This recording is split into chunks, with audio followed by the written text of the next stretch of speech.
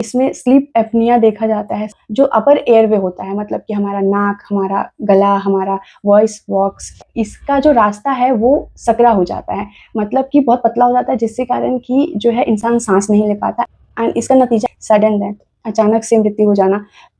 Hey everyone, welcome and welcome back to my channel nutrition and dietetics. तो आज का जो हमारा टॉपिक है उसमें हम ओबेसिटी की बात करेंगे। ओबेसिटी मतलब सरल भाषा में इसको मोटापा कहते हैं। तो जो मोटापा है वो आता कहाँ से है? ये होता है बॉडी में फैट के डिपोजिशन से, ठीक है।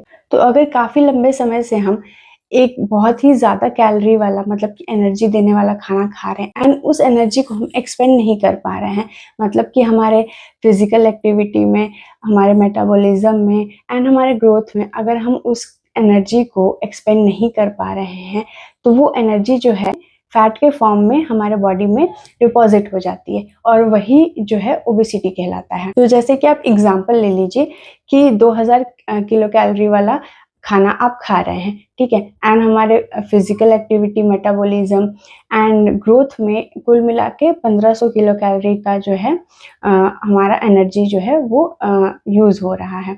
तो बाकी बचा जो 500 किलो कैलोरी है वो कहाँ जाएगा? वो हमारे बॉडी में डिपॉजिट हो जाएगा, हमारे शरीर में ही जमा हो जाएगा। तो जो 1 ग्राम फैट होता है उससे 9 किलो कैलोरी जो है एनर्जी हमें मिलती है।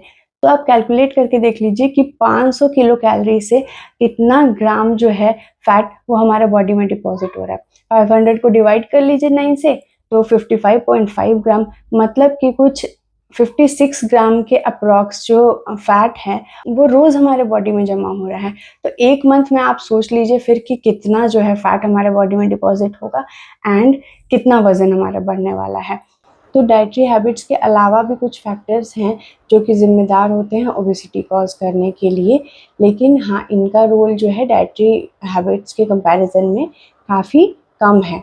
तो सबसे पहले तो हमारा जेनेटिक ससेप्टिबिलिटी, जैसे कि कुछ लोगों के तो जीन्स में ही होता है ओबेसिटी। कहते हैं ना कि उसके पेरेंट्स मोटे थे तो मोटे हैं तो इसलिए वो भी मोटा है। तो ये एक चीज़ होती है। दोनों पेरेंट्स से उसके बच्चे में ओबेसिटी इनहेरिट होने के 33% चांसेस होते हैं। लेकिन जो बायोलॉजिकल मदर होती है, जो कि बच्चा पैदा कर रही है, उससे जो है अगर वो अपने अडल्टहुड में ओवरवेट रही है तो उससे उसके बच्चे में ओबेसिटी इनहेरिट होने के 75% चांसेस होते हैं। फिर हमारा फिज़िकल एक्टिविटी जो है वो भी एक फैक्टर होता है ओबेसिटी कॉज़ करने के लिए।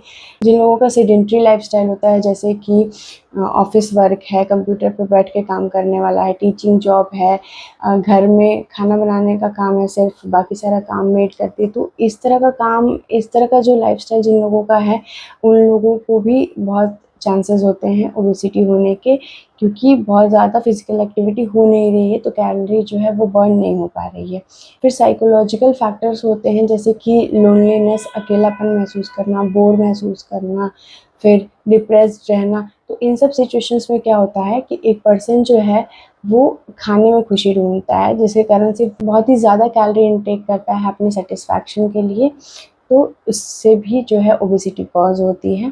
फिर हमारा हार्मोनल इम्बैलेंस भी एक फैक्टर है।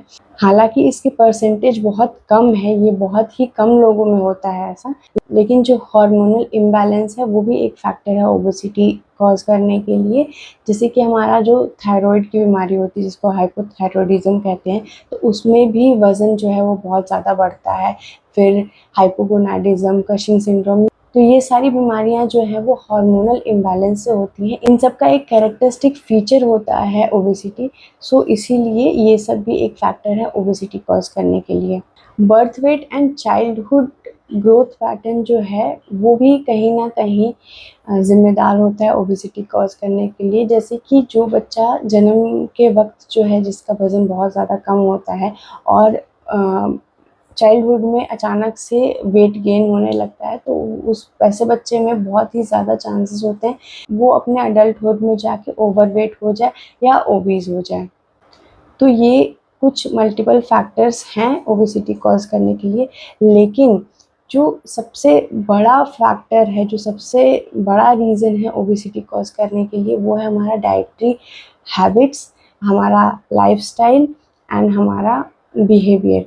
तो सबसे इम्पोर्टेंट बात जो है वो ये है कि इस ओबेसिटी के कंसिक्वेंसेस क्या हैं, मतलब इसका आखिर क्या नतीजा होने वाला है हमारे शरीर पे। ओबेसिटी सच में एक बहुत ही बड़ा जो है वो प्रॉब्लम है हमारे दुनिया के लिए, लोगों के लिए। तो इसीलिए हमें ये जानना ज़रूरी है कि इसकी कॉन्सिक्वेंसेस क्या हैं एंड इसको हम किस तरीके से सही कर सकते हैं, किस तरीके से इससे बचा जा सकता है। ओबेसिटी एक बीमारी नहीं है, ओबेसिटी कई सारी बीमारियों का कारण है। सबसे पहले तो हमारा कार्डियोवैस्कुलर डिजीज़ कि कोरोनरी हार्ट डिजीज़ का ये इंडिपेंडेंट रिस्क फैक्टर है, मतलब ये कि किसी और रिस्क फैक्टर की तो इसको ज़रूरत भी नहीं है, ये अकेला ही ओबेसिटी काफ़ी है हार्ट डिजीज़ करवाने के लिए।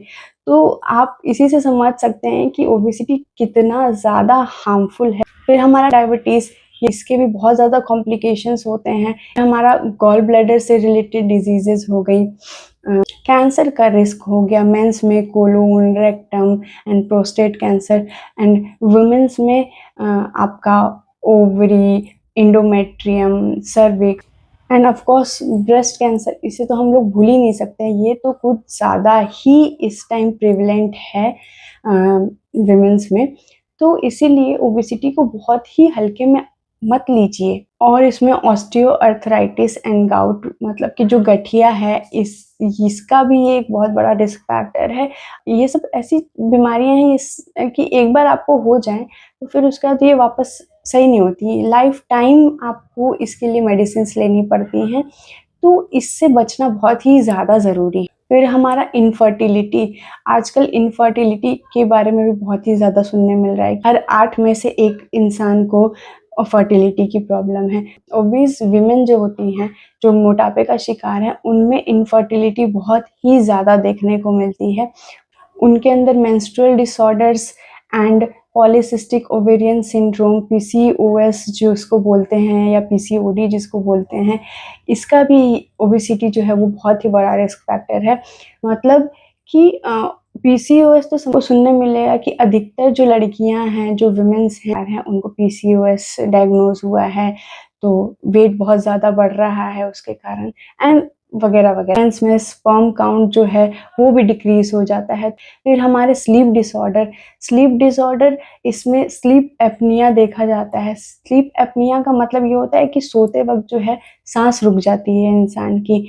तो मतलब सोचिए, बहुत बड़ी बात है कि सोते सोते आपकी सांस रुक जा रही है। ऐसा क्यों होता है? क्योंकि जो एक ओबीस पर्सन होता है, मोटा इंसान होता है, जब वो एक सीधाई में पीठ के बल लेटता है, तो जो अपर एयरवे होता है, मतलब कि हमारा नाक, हमारा गला, हमारा वॉइस बॉक्स एंड ये सब जो होता है, इसका जो रास्ता है वो सकरा हो जाता है, मतलब कि बहुत पतला हो जाता है, जिसके कारण कि जो है इंसान सांस नहीं ले पाता। एंड इसका नतीजा आप अंदाज़ा लगा ही सकते हैं कि क्या हो सकता है, सडन डेथ, अचानक से मृत्यु हो जाना। तो इससे ज़्यादा तो और ख़तरनाक कुछ हो ही नहीं सकता मेरे हिसाब से।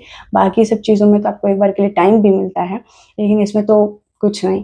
तो इसलिए प्लीज़ बहुत ही ज़्यादा अवेयर हो जाइए आप लोग, ओबेसिटी को हल्के में मत लीजिए। फिर साथ ही साथ हमारे साइकोलॉजिकल प्रॉब्लम्स भी आते हैं, क्योंकि अब ओबेसिटी है, मोटापा है, तो वर्क प्लेस पे, आपके सोशल लाइफ में आपको भेदभाव होता है, डिस्क्रिमिनेशन आपके साथ होता है, आपका मज़ाक उड़ाया जाता है। तो ये सब चीज़ें अल्टीमेटली क्या करती हैं कि हमारे सेल्फ एस्टीम को लो कर देती हैं एंड डिप्रेशन का शिकार हो जाता है इंसान। तो ये तो और ज़्यादा कंडीशन को वर्स कर देती है। बाकी जो बीमारियाँ हैं उसमें तो ऐड ऑन कर देती हैं। तो मेन मुद्दा ये है कि इसको मैनेज कैसे करेंगे? मतलब कि ओबेसिटी का मैनेजमेंट हमें वो कैसे करना है? तो इसके 3 मेथड्स होते हैं। मेनली इसके 3 मेथड्स हैं, 3 तरीके, 3 अलग-अलग तरीके हैं। उसमें सबसे पहला हमारा आ जाता है डाइटरी मॉडिफिकेशन, मतलब डाइट में बदलाव करके हम जो है ओबेसिटी को मैनेज कर सकते हैं, कंट्रोल कर सकते हैं या ठीक कर सकते हैं। फिर हमारा आता है फिजिकल एक्टिविटी। फिजिकल एक्टिविटी मतलब कि एक्सरसाइज हो गया, योगा हो गया, और फिजिकली एक्टिव रहना, ये नहीं कि हमेशा बैठे हुए हैं, चलना, टहलना, ये सब करते रहना। फिर जो तीसरा होता है वो होता है हमारा बिहेवियर एंड लाइफस्टाइल मॉडिफिकेशन। ये जो है, इसमें क्या होता है कि हमें अपने बिहेवियर में बदलाव करना होता है। अपनी जो हमारी आदतें हैं, जैसे कि किसी भी तरह का नशा है तो उसको हमें जो है छोड़ना पड़ेगा। मान लीजिए अल्कोहल का नशा है, सिगरेट हो गया एंड अदर, तो बाकी सब चीज़ें तो कुछ ज़्यादा ही हाई-फाई वाली हो जाती हैं। पहले ये सब तो छोड़नी ही है। फिर जो हमें आदतें हैं कि हम बहुत ज़्यादा देर-देर रात तक आजकल जगे रहते हैं, 2-2, 3-3 बजे सोते हैं, सुबह 10-10 बजे उठते हैं। तो हेल्दी होने के लिए बहुत ही ज़्यादा ज़रूरी है कि आप टाइम पे सोएँ और टाइम पे जगें एंड टाइम पे खाना भी बहुत ज़्यादा ज़रूरी है। ये नहीं कि खा रहे हैं, डाइट में मॉडिफ़िकेशन तो कर लिया, लेकिन खा रहे हैं, एक बार सुबह खाया और एक बार सीधे रात को खाया। तो इससे कोई फ़ायदा नहीं होने वाला है, इससे और ही ज़्यादा आपका मोटापा बढ़ेगा ही। क्योंकि सुबह खाएँगे आप, फिर पूरे दिन नहीं खाएँगे और रात में एक ही बार फिर बहुत ज़्यादा भूख लगी, फिर एक ही बार बहुत ज़्यादा खा लेंगे। मतलब जो कमी करनी है, वो और ज़्यादा बढ़ ही जाएगी। तो इसीलिए जो है लाइफ़स्टाइल में हमें अपने और बिहेवियर में हमें अपने बदलाव करना होगा। टाइम पे सोने की आदत, टाइम पे जगने की आदत, जो कोई भी नशा नहीं करने की आदत एंड फिर जो हमें बाहर का खाना खाने का की जो आदत होती है कि हम फ़ास्ट फूड खा रहे हैं, बाहर जा रहे हैं, हमेशा रेस्टोरेंट जाना, ठेले पर से गोलगप्पा हो गया, बर्गर हो गया, चाट हो गया, ये सब चीज़ें खाना। तो मतलब ठीक है खाइए, कभी-कभी खाइए वो अलग बात है, लेकिन ये एक जो रेगुलर पैटर्न बना रहे हैं कि रोज़ कॉलेज जा रहे हैं, रोज़ मोमोज़ खा रहे हैं। तो मतलब इसका कोई तुक नहीं बैठता, है ना? घर का खाना खाइए, अच्छा खाना खाइए, आपको बहुत मन कर रहा है फ़ास्ट फूड खाने का, तो हेल्दी तरीके से उसको घर पे बनाइए और फिर खाइए। तो बहुत सारे मतलब तरीके होते हैं, ऐसा नहीं है कि हाँ, आपको एकदम अपनी क्रेविंग्स मारनी ही पड़ जाएँगी। तो इसलिए इन सब आदतों में बदलाव करना बहुत ही ज़्यादा ज़रूरी है।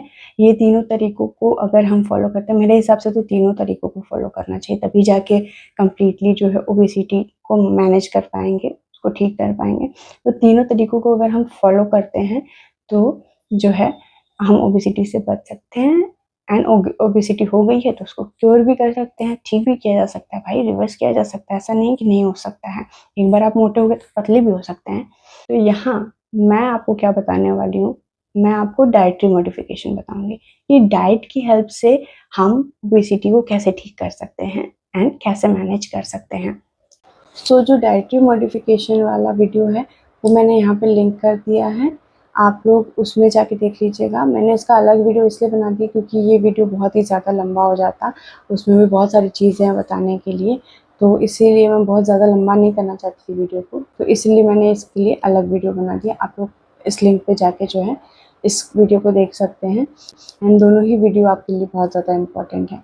तो मेक श्योर कि दोनों ही को आप देखें एंड वीडियो अच्छी लगे तो लाइक एंड सब्सक्राइब ज़रूर कर दीजिएगा, भूलिएगा मत।